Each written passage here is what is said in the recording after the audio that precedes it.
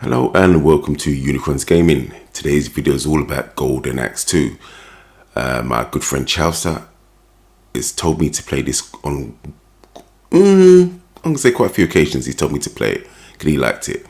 And Shinobi_13, brilliant name by the way. We had a little conversation as you saw there in my comment section. So I thought, hey, now's the time. Let's go and play Shinobi. God damn it. You know, I'm not re-recording this. This is like the 8th time I'm recording this intro and I've got it wrong. So that mistake is going to stay there. Right, I'm going to play Golden Axe 2 because they told me that I should really play this. Obviously, I'm a big fan of the original Golden Axe. And obviously, that's the arcade and the Mega Drive version. I didn't really play the other version on the arcade. But hey, it's time to play Golden Axe 2. Before we do that, a brief history courtesy of Wikipedia. Okay, here we go. Golden Axe 2 is a 1991 beat-em-up video game developed and published by Sega for the Sega Mega Drive. It is a sequel to 1989's Golden Axe and the second installment of the Golden Axe series. Players control one of three warriors as they attempt to recover the sacred Golden Axe by slaying Dark Gold, alright, that's his name, and his loyal followers, much like its predecessor. The gameplay is based around side-scrolling levels where the player beats up enemies by using their melee weapons while riding a beast or utilizing elemental magic. Cool. The game revamps and really introduces various gameplay mechanics from its contemporary, including the ability to select the level magic used and an attack that hits all around the character player. For some characters it doesn't really work like that, but alright, fine, whatever you say, Wikipedia. Anyway, furthermore, upon release the game received mixed reception from critics who faulted its easier difficulty level and any lack of meaningful improvements from its predecessor. An arcade follow-up to the original game entitled Golden Axe: The Revenge of the Fada would release in 1992 that indirectly addressed these criticisms from Golden Axe 2. Yeah, see, that's what I reckon. I need to play that version as well. That's the one I was talking about. Anyway, this particular Golden Axe 2 has appeared on various game compilations and digital game services. Okay, so basically that's what Wikipedia says. When it's talking about gameplay mechanics that's been revamped, I'd say apart from the level of the magic and the 2-button attack, that's slightly different. I don't think there's anything else there. But anyway, that's more of a gameplay bit. So yeah, let's get on to it. Let me tell you about my opinion about Golden Axe 2. Okay, so let me talk about gameplay first. This is more of a sideways step, or what else would you call it? Almost a reskin when it comes to gameplay. It's very much OG Golden Axe, and that can be a good thing. But this game is called Golden Axe 2, so you want there to be some differences and some tweaks or even major improvements.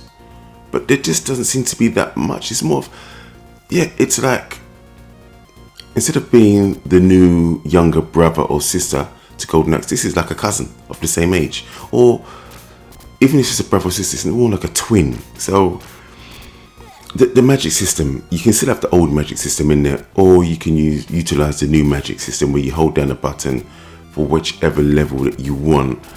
The only thing with that being that, say you're, I don't know, Tyrus Flare, because she can have much more magic, you've got to hold that button down for longer, and you could get hit while trying to get to the magic level that you want to use. But if you have it like the original Golden Axe, it's just whatever you've got, it will just use it all. So I understand that the new magic level is better, just a little bit tedious in execution, in my opinion. Your quote-unquote back attack, I think that has been improved for everyone but Gilius Thunderhead. No, what am I talking about?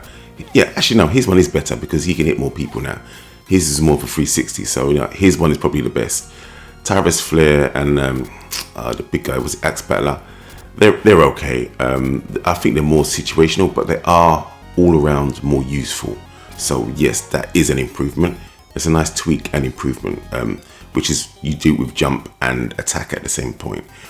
The amounts, we go into the amounts a bit later, but to be honest, I don't think they're as useful, but there are mounts there. Yeah, that's about that. Same 3 characters. The attacks are roughly the same. I didn't find anything new there. So yeah, that was about it for the gameplay, to be honest. Yeah. When it comes to audio, to be honest, it's a lot worse than the original. I'm not talking arcade, I'm talking Mega Drive. Yeah, the audio is just, the attacks sound weaker. They're not as bassy. The screams are worse. They just are. I think the screams were originally from Rambo. I swear they were taking out Rambo in the first Golden Axe, but this one, there's no screams or anything like that. When you hit the enemies, it sounds wet, doesn't sound impactful. The magic doesn't sound as good. Yeah, and the theme tunes, they're not as good as the first one in my opinion. So yeah, I think the audio's a letdown. Personally, it's just on every metric, it's just not as good as the original. It's actually worse, which is a shame in my opinion. Big shame there. I will say the sprite work for the main characters that you control are great. That's where the improvement are. The backgrounds, there's hardly any parallax scrolling. I don't know what happened. This game just seemed to be rushed. But the actual sprites, yeah, they're a bit better. They look cleaner than the original. The enemy sprites are okay, but it's way too little of them and way too much palette swaps. So yeah, I don't know what size this cartridge was, but probably was a 4 meg cartridge. It seems a bit small. If it's an 8 meg, it's a proper waste of space here.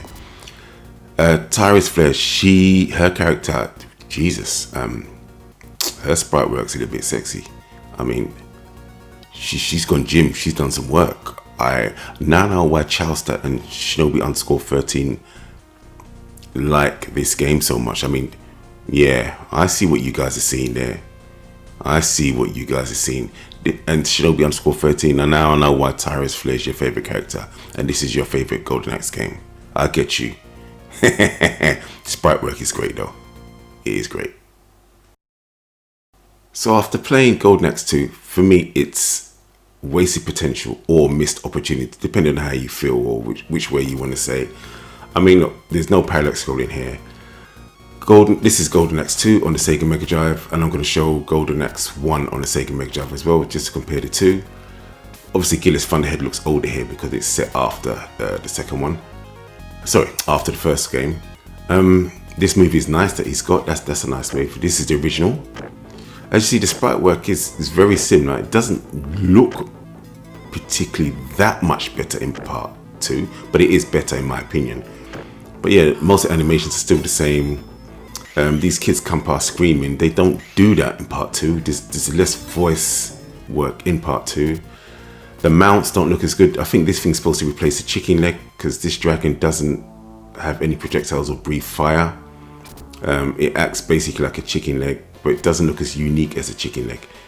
So yeah, you know, sprite work, as I said, was cool, but it's just way too similar. Way too similar. It's almost like a refresh, but some of the components, this is Golden Axe 1 again, don't look as, I mean, look at the mounts here, look at the dragons, they just look better art direction. So yeah, I don't know, man, it's just wasted potential, such a waste. I mean, back in the day, if you bought Golden Axe 1, there was no reason to buy Golden Axe 2. Here's a dragon in Golden Axe 2, just a color palette swap. We could say, oh, you had that Golden Axe 1 blue and a red and an orange dragon or red dragon, but at least you still had the chicken legs there as well. You've just got this here, and even when it's shooting at fire, it doesn't sound as good. And look at the haziness of the background, the warping effect because of the heat doesn't look as good as Shadow Dancer or other games, or Shinobi 3,